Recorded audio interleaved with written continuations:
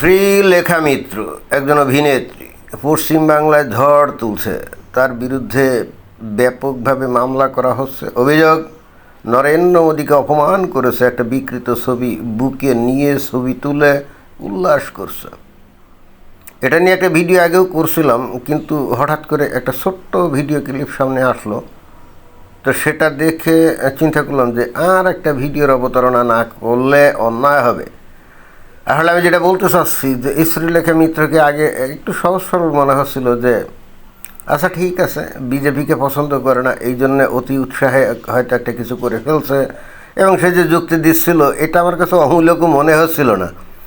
যে ওইখানে ওই যে মিছিলে গিয়েছিল, তাই না, তো বিকৃত একটা ছবি তাকে কে দিয়েছে, হঠাৎ করে ওই ছবিতে কী আছে, আর যেভাবে ওখানে বিকৃত করা হয়েছে অনেক ক্ষেত্রে ভালো করে যদি আপনি না দেখেন তাহলে কিন্তু বুঝতেও পারবেন না।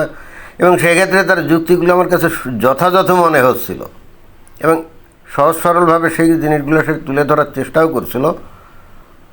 এবং আমি আসলে ভাবছিলাম যে এই জন্য হয়তো ক্ষমা টমা চাইবে, যে আমার আসলে ভুল হয়ে গেছে, আমি তো আসলে বুঝি নাই। কিন্তু না, সে দেখলাম যে বিষয়টা মোটো এই যতই অভিনয়টাই করুক, একবার কান্দে একবার হাসে, নানা কিছু করছে। কিন্তু তাকে যত সহজ সরল ভাবছিলাম সে আসলে অত না। এবং আমার কাছে কেন জানি মনে হচ্ছে তার পিছনে একটা বড় শক্তি তাকে উৎসাহ দিচ্ছে যে তুমি সামনে এগিয়ে যাও। মানে ওই যে আমরা স্লোগানের ভাষায় বলি না, শ্রীলেখা মিত্র তুমি এগিয়ে চলো, আমরা আছি তোমার সাথে, এই কিসিমের কিছু একটা আছে। তা না হলে এই ধরনের কথা সে বলতো না। আচ্ছা ঠিক আছে, নতুন ভিডিওতে সে কি বললো সেটা একটু শোনা যাক। আমাকে যদি অ্যারেস্ট করার ইচ্ছা হয় করবেন, আমাকে ফাঁসিতে চড়ানোর ইচ্ছা হয় চড়াবেন, আমার একটা আন্দোলন হবে, আমি শিওর একটা আন্দোলন। তাহলে সে কি বললো যে আমাকে ফাঁসিতে চড়ালে চড়াবেন, আমাকে জেল হাজতে ঢুকালে ঢুকাবেন। কিন্তু সে কিন্তু একেবারেই শিওর এইটা নিয়ে আর একটা আন্দোলন হবে। অর্থাৎ অন্য কথায়, একদিকে সে যেমন এটাই বুঝাতে চাচ্ছে ঠিক আছে, আইন অনুযায়ী যদি আমার কোনো সাজা টাজা হয় আমি মাথা পেতে নেব, কিন্তু বিষয়টা এখানেই থামবে না, আরও ভয়ঙ্কর আন্দোলন হবে। অর্থাৎ প্রকারান্তরে বিজেপিকে চ্যালেঞ্জ ছুড়ে দিচ্ছে যে তোমরা যদি মনে করো যে আমাকে জেল হাজত ফাঁসি দিলে তোমরা বেঁচে যাবে না, ভয়ঙ্কর আন্দোলন হবে এবং সেই আন্দোলনে তোমরা খড় কুটোর মতো উড়ে যাবে। এটাই কিন্তু তার বডি ল্যাঙ্গুয়েজে ছিল, তাই না? তো ভালো কথা। তাই যদি হয় তাহলে ওই এর আগে একটা ভিডিও যে করছিল সেখানে কাঁদোভাবে তুমি বলছিলে না যে এইটা তো কি হলো, মানে যেটা নিয়ে আগে আমি ভিডিও কিন্তু অলরেডি একটা করছিলাম। আবার তার আগে হাসি খুশিভাবে এমন একটা ভাব করতেছিল যে তুমি যেটা করছো সেটা আসলে কোনো ঘটনাই না। আচ্ছা যাই হোক, সে যেটা করছে এটা আইনত কেন দণ্ডনীয় সেটা প্রথমে একটু বলা যাক। গণতন্ত্র, বাক স্বাধীনতা, অর্থাৎ democracy, freedom of speech, freedom of express and freedom of religious practice, right? গণতন্ত্র তো এই সবগুলো অ্যালাউ করে এবং সেই হেতু একটা গণতান্ত্রিক দেশে কে বা কারা সরকারে আছে, তারা কত প্রভাবশালী, কত সুসংগঠিত, এটা ম্যাটার করে না। যে কেউই একটা দেশের প্রধানমন্ত্রীকে আলোচনা সমালোচনা করতেই পারে, তার কোনো কর্মকাণ্ড যদি মনে হয় যে সমালোচনাযোগ্য, সমালোচনা করবে। And this is democracy and it's approved in democracy, এটাই তো। কিন্তু বুঝতে হবে যে সমালোচনা করা আর একজন প্রধানমন্ত্রীকে বিকৃতভাবে উপস্থাপন করা দুটো এক জিনিস না। যেমন বাক স্বাধীনতা বা ফ্রিডম অফ এক্সপ্রেশনে একজন প্রধানমন্ত্রীর আপনি কার্টুনে কে আপনি মজা করতে পারেন, হ্যাঁ কার্টুনে কে মজা করতে পারেন, এটা কিন্তু অ্যালাউড। দেখবেন যে এই যে আমেরিকাতে ডোনাল্ড ট্রাম্পের কত কার্টুন, তাকে কত পোষাচ্ছে, খালি কি কার্টুন নাকি, ডোনাল্ড ট্রাম্পের মতো চেহারা নিয়ে রীতিমতো দেখবেন যে সেখানে আমেরিকাতে তো দেখছি ডোনাল্ড ট্রাম্পের চেহারা নিয়ে রীতিমতো অনুষ্ঠান করে, সেখানে স্টেজ আছে, সেখানে কোটি মানে লক্ষ লক্ষ ডলার সেখানে খরচ করে এবং সেইগুলো আবার প্রচার করে, সেখানে ডোনাল্ড ট্রাম্পের হয়ে অভিনয় করে। এগুলো আমরা দেখছি না? তারপরে যে ফ্রান্সে শার্লি হেবদো, তে ওই আজকে থেকে কত 12-13 বছর আগে সেখানে ওই যে হজরত মোহাম্মদ নবীকে নিয়ে কী জানি কার্টুন আঁকছিল, এবং তখন তৌহিদি জনতা, জিহাদি জনতা, তারা কি সেখানে ঢুকে 12-13 জন সাংবাদিককে মেরে ফেলছিল না গুলে দিয়ে? নিশ্চয়ই অনেকেরই মনে আছে নাকি? এই শার্লি হেবদো কী না করে এই ফ্রান্সে, যে বা যারাই প্রেসিডেন্ট থাকে বা ক্ষমতাসীন থাকে তাদেরকে নিয়ে কীভাবে যে কার্টুন এঁকে আর কীভাবে যে সেগুলো প্রচার করে, মজা করে আর কি। It's allowed in democracy.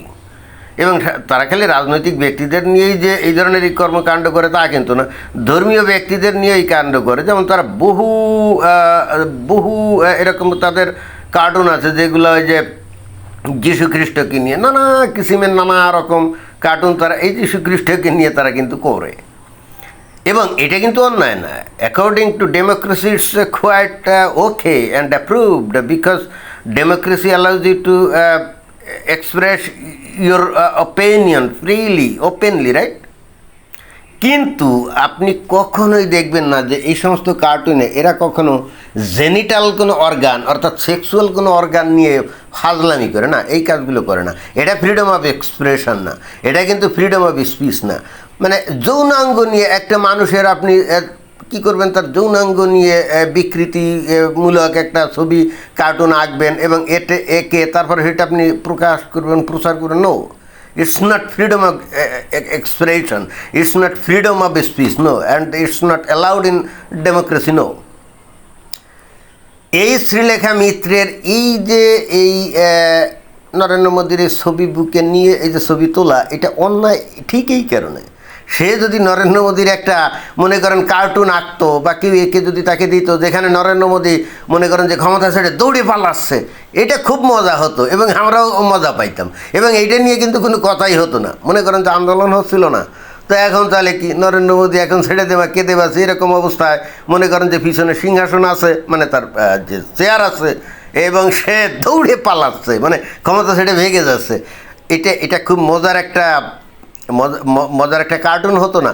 বা এই ধরনের অনেক কিছু, অথবা কোনো জায়গায় ভীষণ চিন্তিত আছে, ককরোচরা তাকে একেবারে জাবড়ে ধরছে, মানে অনেকগুলো ককরোচ তাকে একেবারে অ্যাটাক করছে, এগুলো it's okay, it's allowed in democracy and it's allowed in freedom of expression. কিন্তু আপনি কোনো ব্যক্তির জেনিটাল অর্গান অথবা সেক্সুয়াল অর্গান নিয়ে আপনি এই কাজটা করতে পারেন না। It's not allowed in democracy and freedom of speech doesn't permit to do that. এখানেই সমস্যা। এই শ্রীলেখা মিত্র যে কত মূর্খ, মানে সে তো শেয়ানাও আছে, but at the same time আমার কাছে মনে হয়েছে মূর্খ। সে আসলে বুঝতেই পারতেছে না যে তার অন্যায়টা কোথায় ছিল। সে মনে করতেছে এটা তো ডেমোক্রেসি, অর্থাৎ যা ইচ্ছা খুশি করতে পারে না। ডেমোক্রেসি মানে আপনি যা ইচ্ছা খুশি করতে পারেন না। ডেমোক্রেসি মানে আপনি অন্যের সমালোচনা করবেন কিন্তু ভদ্রতা বজায় রেখে, লিমিট বজায় রেখে। কিন্তু ওইখানে অবশ্যই শ্রীলেখা মিত্র যে ছবিটা নিয়ে মানে নরেন্দ্র মোদীর যে ছবিটা তুলছিল, অবশ্যই সে নিজেই কাজটা করে নাই, এতে তো কোনো সন্দেহ নেই। বাট অন্য যে বা যারাই এই কাজটা করে তাকে দিয়েছে, তার তো বোঝা উচিত ছিল যে সে অ্যাটলিস্ট একটা পরিচিত মুখ, ফিগার, অভিনেত্রী, এবং অবশ্যই সে নিজে বলছে যে সে বামপন্থীর রাজনীতি করে, ইটস ওকে, ফাইন, এটি নিয়ে তো কারো কোনো আপত্তি নেই। নরেন্দ্র মোদীকে অপছন্দ করে তা নিয়েও কারো কোনো আপত্তি নেই।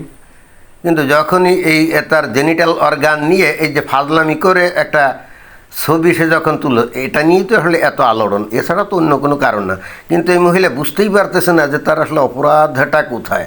আর বুঝতে না পেরে তার পিছনে নিশ্চয়ই এমন কেউ বা কোনো শক্তি তাকে মনে হয় যে আশ্বাস দিচ্ছে যে অসুবিধা কি, হাজার হাজার কেস তোমার নামে হলো, it doesn't matter and you don't need to care about it, just show them negligence, ignore them all. এবং উল্টে তুমি হুমকি দাও যে 1 মাঘে শীত যায় না। আমি ভারতের নাগরিক না, তারপরেও যেহেতু একটা মানে কন্টেন্ট ক্রিয়েটর, একটা ইউটিউবার, একটা ইউটিউব চ্যানেল আছে, আমাকে ভিডিও বানাতে হয়, তাই না? তো ভারতের নাগরিক যদি নাও হই, তারপরেও সেখানে যদি রাজনৈতিক অঙ্গনে কিছু ইন্টারেস্টিং ঘটনা ঘটে, সেগুলো নিয়ে তো ভিডিও বানাতেই পারি। বস্তুত এই জন্যই বানাই। এখানে নরেন্দ্র মোদীর পতন ঘটলো নাকি ঘটলো না, বা এই শ্রীলেখা মিত্রের জেল হাজত ফাঁস হলো কি হলো না, এগুলো নিয়ে আমার তো আগ্রহ নেই। এটা তাদের বিচার আচার আইন কানুন অনুযায়ী চলবে। বাট আমার পর্যবেক্ষণ থেকে এই শ্রীলেখা মিত্রকে একটা বক্তব্য দিতে চাই। বিজেপিকে যদি এত হালকাভাবে আপনি দেখেন, আপনি মারাত্মক বিপদে পড়বেন। কারণ বিজেপি হলো একটা আদর্শবাদী দল। ওই আপনাদের ওই বামপন্থী অথবা কংগ্রেস অথবা অন্য দলের মতো ওই আদর্শবিহীন কিছু সোটা গুন্ডা বদমাশ সমাজ বিচ্যুত এবং সন্ত্রাসী এবং দুষ্কৃতকারীদের দল না, অর্থাৎ ধান্দাবাজের দল না। অর্থাৎ বিজেপিকে যদি চ্যালেঞ্জ করতে হয় আদর্শ দিয়ে করতে হবে, ঠিক আছে, আদর্শিক পয়েন্ট অফ ভিউ থেকে করতে হবে। আপনি যদি সেটা করতে না পারেন, ওই ভারত তো দূরের কথা, পৃথিবীর কোনো দেশের শক্তি এসে আপনি বিজেপিকে আপনি হটাতে পারবেন না। যেমনটা বাংলাদেশে এই যে জামায়াত ইসলাম একটা আদর্শবাদী সংগঠন, তাই না? এতটাই আদর্শবাদী সংগঠন, তারা কিন্তু এই গত 55 বছর ধরে বাংলাদেশের যে স্বাধীনতার যে চেতনা, মুক্তিযুদ্ধের যে চেতনা, এই জিনিসটা কিন্তু বাংলাদেশের মানুষের মন থেকে কিন্তু ভোলায় দিতে সক্ষম হয়েছে। কেন? বাংলাদেশের মানুষ মুসলমান, আর জামাত ইসলাম একটা আদর্শবাদী ইসলামী আদর্শবাদী দল। তারা কিন্তু এই 50-55 বছর ধরে মানুষকে বুঝিয়েছে, তোমরা স্বাধীনতার চেতনার প্রতি যদি তোমরা অনুগত থাকো, তাহলে তোমরা কিন্তু ইসলামের দলে না, আল্লাহর কিন্তু প্রিয় পাত্র না, নবীর প্রিয় পাত্র না, এবং তাহলে তোমাদের স্থান হবে কিন্তু জাহান্নাম। এটা ভালো মতো বুঝাতে পেরেছে বলেই কিন্তু আজকে বাংলাদেশের অধিকাংশ মানুষ কিন্তু এই ইসলামী আদর্শের প্রতি অনুরক্ত।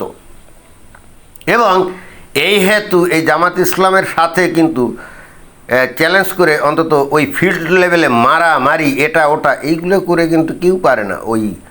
এই যে বর্তমানে বিএনপি আছে না, মিউ করে কেন? কারণ তারা খুব ভালো করেই জানে যে জামাত ইসলামের সাথে তারা ফিল্ডের মাঠে লড়াই পারবে না। এবং হুবহু এরকমই একটা রাজনৈতিক দল হলো এই বিজেপি, আদর্শিক দল। এদের সাথে এই যে শ্রীলেখা মিত্র, ওই কিছু ভণ্ড বামপন্থী, তাই না, কিছু ভণ্ড ওই ধান্দাবাজ, চোর, বাটপাড়, দুর্নীতিবাজ, ওই যে তৃণমূলীয় অথবা কংগ্রেসের লোকজন দিয়ে আপনি এদের সাথে লড়াই করে পারবেন না। আপনার মুক্তির উপায় কি জানেন? আমি জানি না কে বা কারা আপনাকে এত বুদ্ধি দিচ্ছে। আপনি যদি জাস্ট ওপেনে এসে এত কথা না বলে, এত অভিনয় না করে, জাস্ট যদি বলেন কে বা কারা হঠাৎ করে আমার কাছে একটা ছবি দিয়েছিল, আমি এটা না দেখে না বুঝে আসলে করে ফেলছি, আসলে তো আমি বুঝতে পারিনি, এর জন্য আমি দুঃখিত, আমি সরি। আসলে আমাদের দেশের প্রধানমন্ত্রী, অবশ্যই তাকে হয়তো আমি ভালোবাসি না আদর্শিক কারণে, কিন্তু তাই বলে উনি তো আসলে প্রধানমন্ত্রী, ওনার জেনিটাল অর্গান নিয়ে এই ধরনের বিকৃত ছবি এরকম তৈরি করা যেমন অন্যায়, এবং আমি যেটা করছি সেটা হলো অন্যায়। এইটুক বললে আপনি পার পেতেন, কিন্তু আপনি যে কোনোভাবে হোক অন্য মানুষের প্ররোচনা এই ধরনের কথাবার্তা বলে আপনি নিজেকে আরও বিপন্ন করছেন, বুঝছেন? আপনাকে বিপদে রক্ষা করার জন্য কেউ এগিয়ে আসবে না। এটা কিন্তু বাংলাদেশ না, এটা কিন্তু পাকিস্তান না যে এখানে এই বাংলাদেশ বা পাকিস্তানের উপরে আমেরিকা ছড়ি ঘোরায় অথবা ওই চায়না ছড়ি ঘোরায়, জি না। ভারতের ওপরে কিন্তু ওই আমেরিকা টিকা এগুলো কেউ ছড়ি ঘোরায় না, ঘোরাতে পারে না, চেষ্টা করে পারে না। আপনি যদি এরকম কিছু মনে করেন, আপনার লাইফ কিন্তু হেল হয়ে যাবে, বুঝছেন? লাইফ কিন্তু হেল হয়ে যাবে। Just remember, BJP is an ideological party, not just a party of miscreants or terrorists or corrupted people now. So be careful. ধন্যবাদ।